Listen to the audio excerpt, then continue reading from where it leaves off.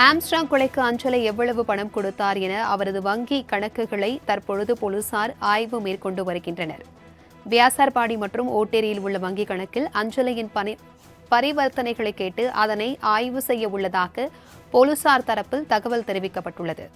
Armstrong கொலை திட்டம் அஞ்சலைக்கு தெரிந்தே நடந்துள்ளதாக காவல்துறை விசாரணையில் தற்பொழுது முதற்கட்ட தகவல் வெளியாகியிருக்கிறது. இதுகுறித்தான கூடுதல் விவரங்களுடன் இணைக்கிறார் எமது செய்தியாளர் ராகவேந்தர். வணக்கம் ராகவேந்தர், இது குறித்தான முழு விவரங்கள் என்ன?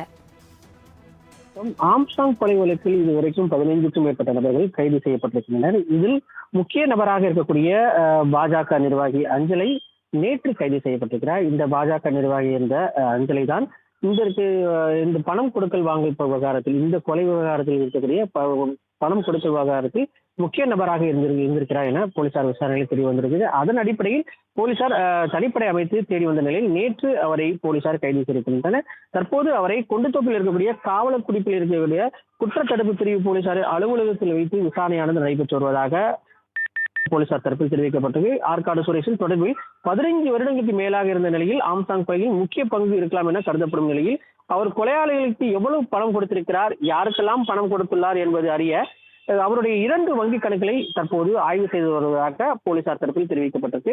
வியாசர்பாடி மற்றும் ஓட்டேரியில் உள்ள வங்கிகளில் அஞ்சலின் பண பரிவர்த்தனைகளை கேட்டு அதனை ஆய்வு செய்து உள்ளதாகவும் போலீசார் தெரிவித்திருக்கின்றனர்.